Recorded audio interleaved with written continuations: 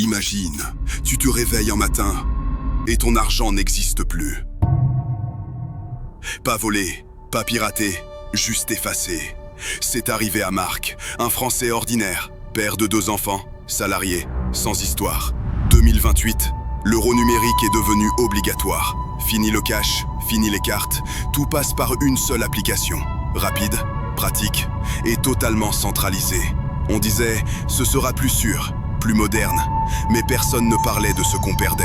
Ce matin-là, Marc veut acheter une baguette. L'application clignote rouge. Transaction refusée. Il vérifie. Solde à 0. Un message. Compte suspendu pour activité suspecte. Il panique. Il n'a rien fait.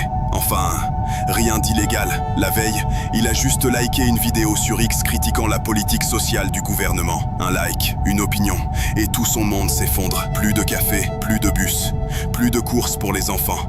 Son téléphone est devenu une prison invisible. Il appelle l'assistance.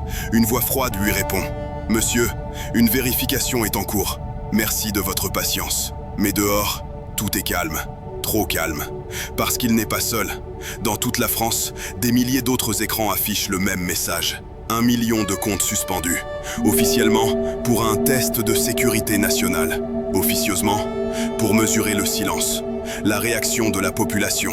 2 heures plus tard, les comptes reviennent. Les gens respirent. Les médias disent « Pas d'inquiétude, tout est sous contrôle ».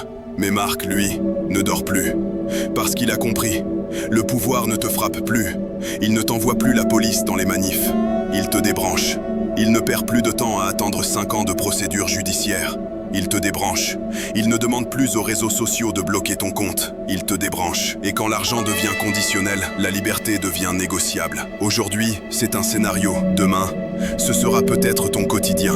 Quand ton ticket de métro, ton abonnement, ton logement seront liés à ton comportement. Quand chaque achat dira qui tu es et décidera ce que tu mérites. L'euro numérique, on t'en parle comme d'un progrès, mais chaque progrès a un prix. Et cette fois, le prix, c'est toi. Si cette histoire te semble exagérée, regarde bien. Les lois sont déjà votées, les tests déjà lancés. Ce n'est pas de la fiction, c'est le monde de demain. Et si tu refuses d'être réduit à une ligne de code, abonne-toi et dis-le en commentaire.